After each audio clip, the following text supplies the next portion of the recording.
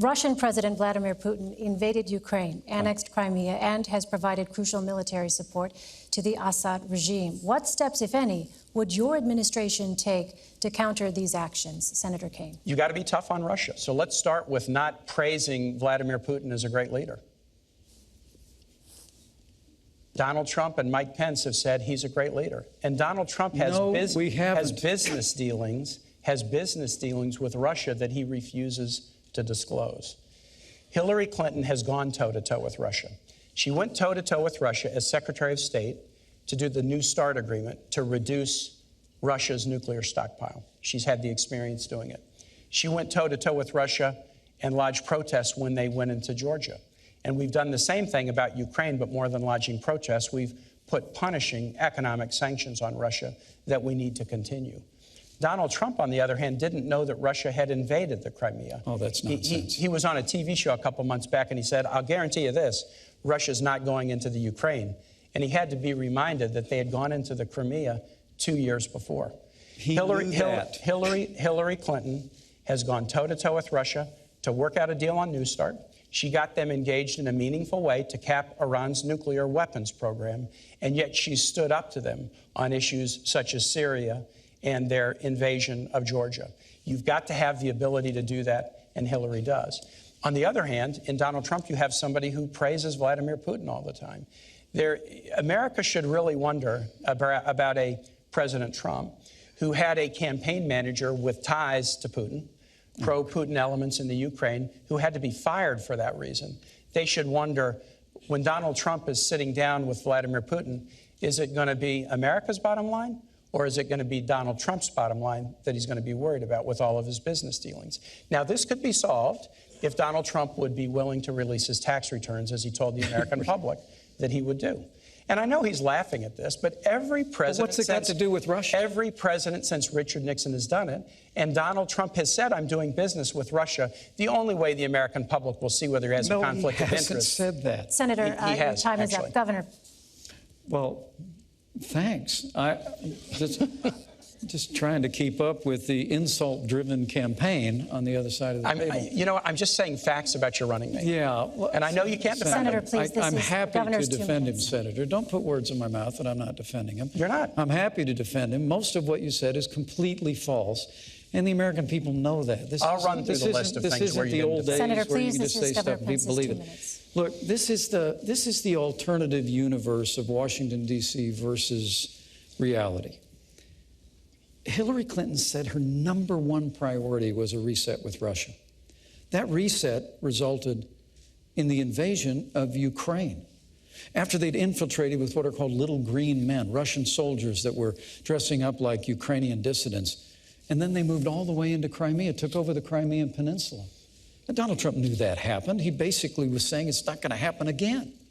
The truth of the matter is that what you have in the rise of aggressive Russia, which has had increased its influence in Iran, that now because of this deal is on a pathway in the future to obtain a nuclear. The leading state sponsor of terror in the world, in Iran, now has a closer working relationship with Russia because of Hillary Clinton and Barack Obama's foreign policy. And $150 billion and sanctions all being lifted. And then, of course, Syria. I mean, it really is extraordinary. Syria is imploding. You just asked a very thoughtful question about the disaster in Aleppo. ISIS is headquartered in Raqqa. ISIS from Raqqa has overrun vast areas that at great sacrifice the American soldier won in Operation Iraqi Freedom. And yet, Senator Kaine still sits here, loyal soldier, I get all that.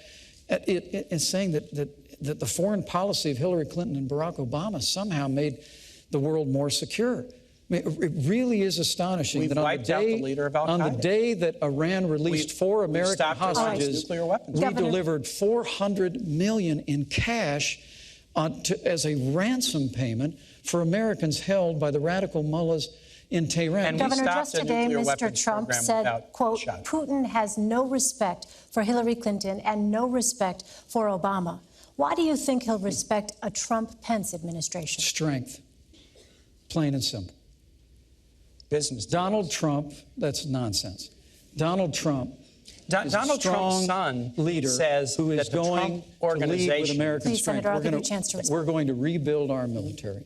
And let me say this whole Putin thing. Look, America is stronger than Russia. Our economy is 16 times larger than the Russian economy. America's political system is superior to the crony, corrupt capitalist system in Russia in every way.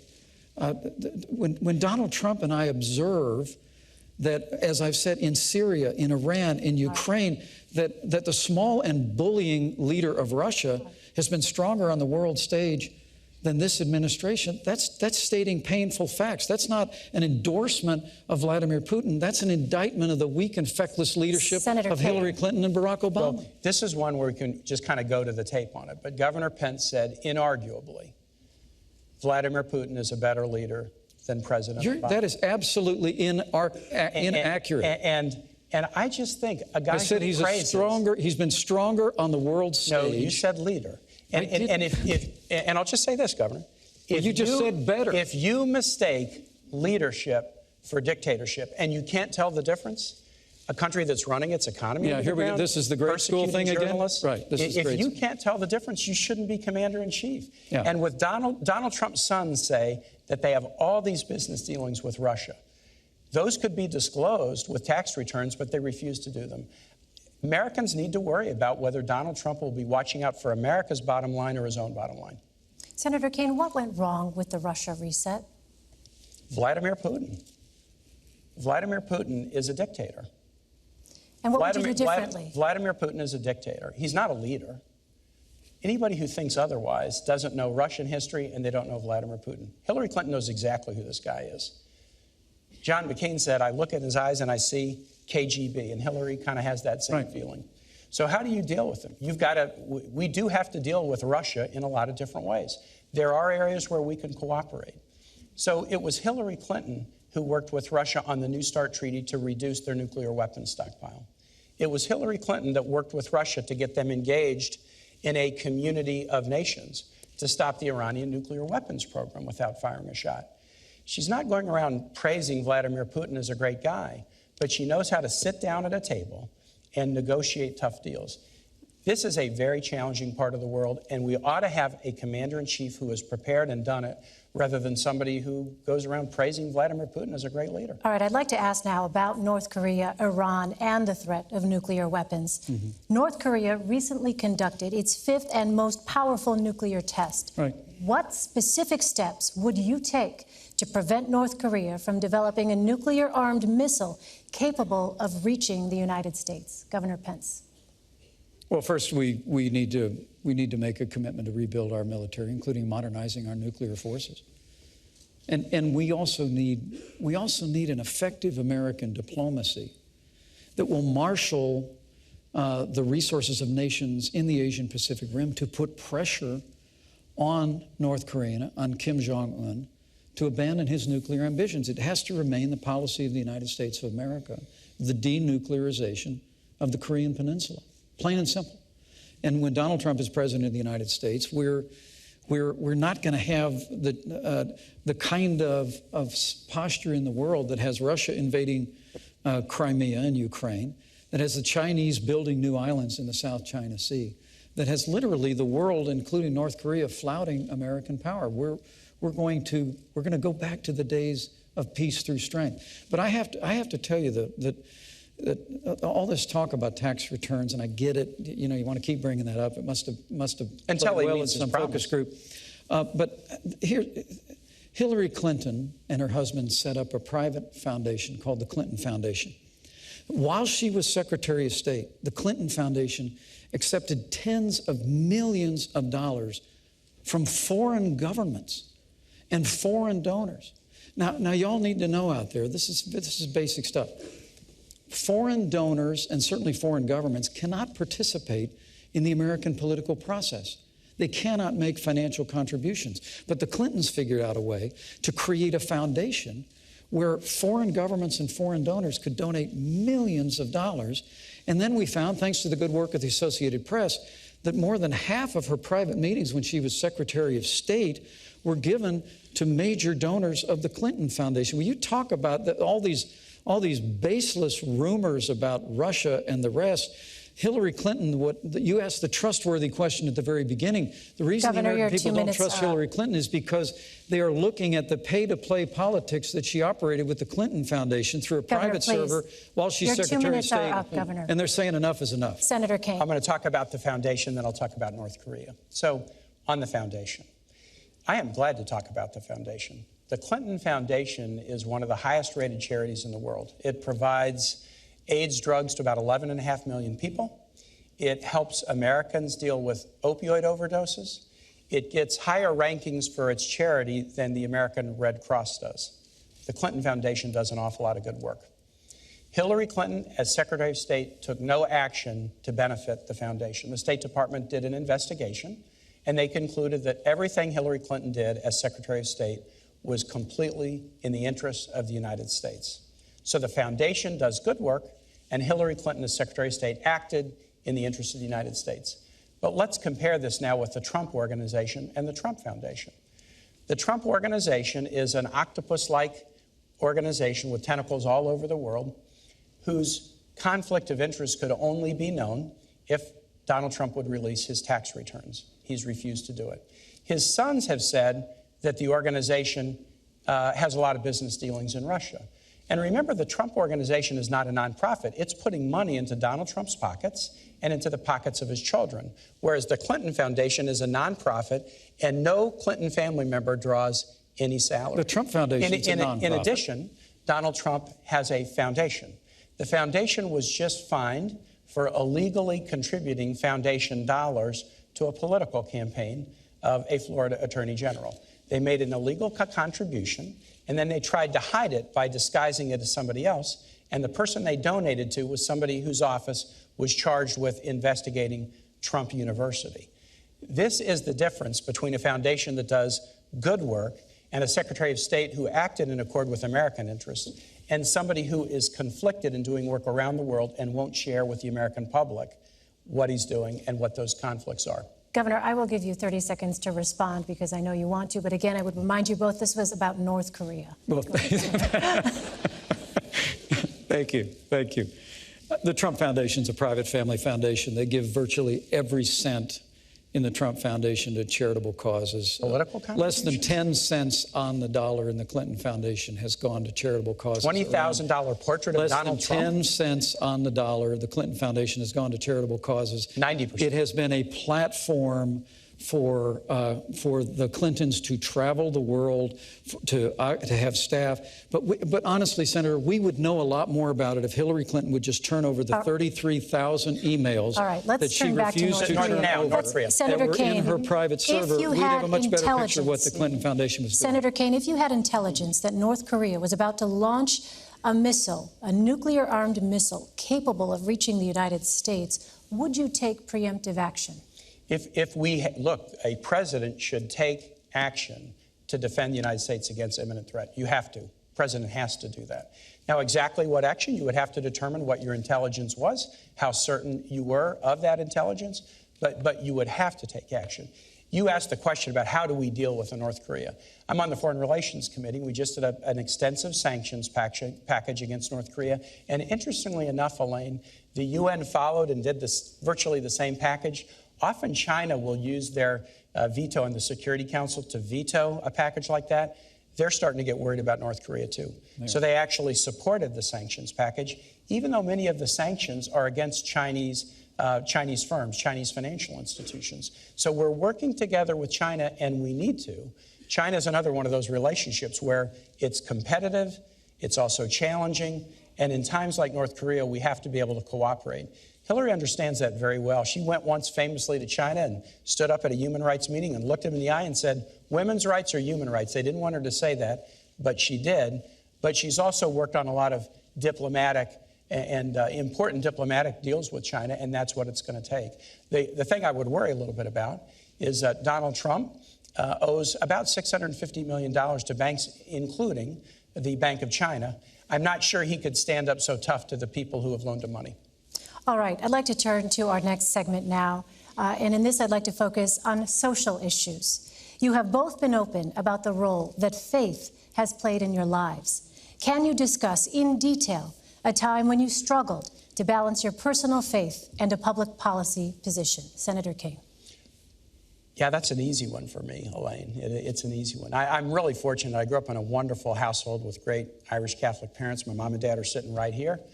I was educated by Jesuits at Rockhurst High School in Kansas City, my 40th reunions in 10 days. And I worked with Jesuit missionaries in Honduras now nearly 35 years ago, and they were the heroes of my life. I try to practice my religion in a very devout way and follow the teachings of my church in my own personal life.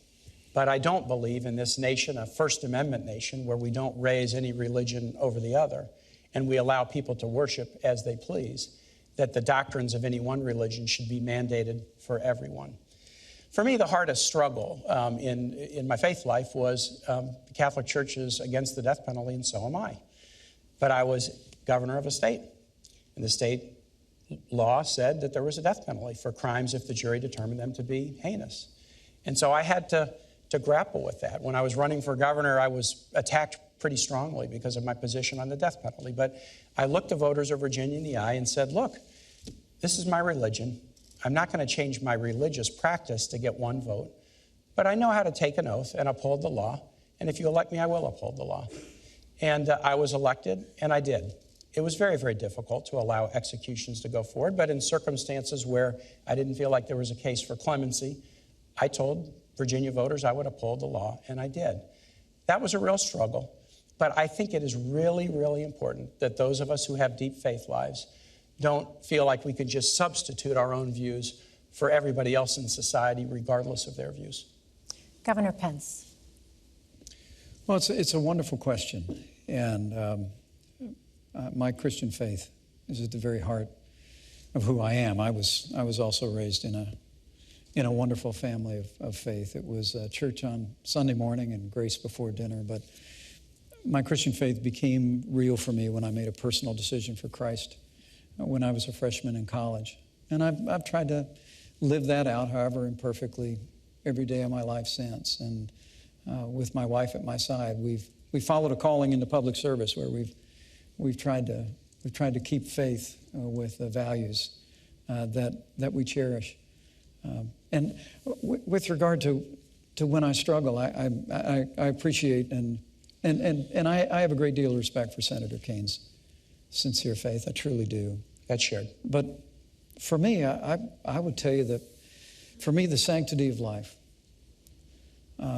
proceeds out of the belief that ancient principle that where God says, before you were formed in the womb, I knew you. And so for my first time in public life, I've sought to stand with great compassion for the sanctity of life. The state of Indiana has also sought to make sure that we expand alternatives in healthcare counseling for women, non-abortion alternatives. I'm also very pleased with the fact we're well on our way in Indiana to becoming the most pro-adoption state in America. I think if you're going to be pro-life, you should be pro-adoption. But what I can't understand is with Hillary Clinton and now Senator Kane at her side, is to support a practice like partial birth abortion. I mean, to hold to the view, and I know Senator Kane, you hold pro-life views personally, but the very idea that a child that is almost born into the world could still have their life taken from them is just anathema to me. And I can't conscience about a party that supports that. Or that I know you've historically opposed taxpayer funding of abortion, but Hillary Clinton wants to repeal the long-standing provision in the law where we said we wouldn't use taxpayer dollars to fund abortion. So for me, my faith informs my life. I try and spend a little time on my knees every day, but it all for me begins with cherishing the dignity, the worth, the value of every human life. Elaine, this is a fundamental question.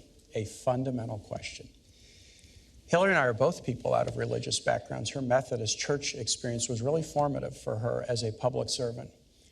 But we really feel like you should live fully and with enthusiasm the commands of your faith. But it is not the role of the public servant to mandate that for everybody else. So let's talk about abortion and choice. Let's talk about that. We support Roe versus Wade. we support the constitutional right of American women to consult their own conscience, their own supportive partner, their own minister, but then make their own decision about pregnancy. That's something we trust American women to do that. And we don't think that women should be punished, as Donald Trump said they should, for making the decision to have an abortion. Governor Pence wants to repeal Roe versus Wade. He said he wants to put it on the ash heap of history. And we have some young people in the audience who weren't even born when Roe was decided. This is pretty important.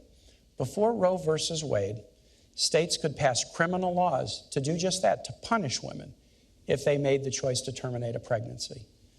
I think you should live your moral values. But the last thing, the very last thing that government should do is have laws that would punish women who make reproductive choices. And that is the fundamental difference between a Clinton-Kaine ticket and a Trump-Pence ticket that wants to punish women who make that choice. It's really not. Donald Trump and I would never support legislation that punished women who made the heartbreaking choice to end a pregnancy. And why did Donald Trump say that? We just never would. Why did he say that? Well, look, he's not a polished politician like you and Hillary Clinton. And so, well, I would admit that's not come out exactly the way he means them. But I'm telling you what other policy of our administration would be. Great line from the Gospel of Matthew. From the fullness of the heart, the mouth speaks. Yeah. When Donald Trump says women should be punished, or Mexicans are rapists and criminals, I'm telling or John McCain's not a hero, he is showing you who he is. Senator, you whipped out that Mexican thing again. Look. Can you defend it? There are criminal aliens in this country, Tim, who have come into this country illegally, who are perpetrating violence and taking American lives. You want to use a big tar brush against Mexicans? He also said, and many of them are good people. You keep leaving that out of your quote. And if you want me to go there, I'll go there. But there is a choice here, and it is a choice on life. I couldn't be more proud to be standing with Donald Trump, who's standing for the right to life. It's a principle that Senator Kaine, and I'm very gentle about this because I really do respect you. It's a principle that you embrace. And I've appreciated the fact that you've supported the Hyde Amendment, which bans the use of taxpayer funding for abortion in the past. But that's not Hillary Clinton's view. People need to understand we can come together as a nation. We can create a culture of life. More and more young people today are embracing life because we know we're better for it. We can, like Mother Teresa said at that famous National Prayer Breakfast. This is important. Let's welcome the children into our world. There are so many families around the country who can't have children. We could improve adoption so that families that can't have children can adopt more readily those children. Why don't you trust women to make this choice for themselves? We can encourage people to support life. Of course we can, but why don't you trust women? Why doesn't Donald Trump trust women to make this choice for themselves?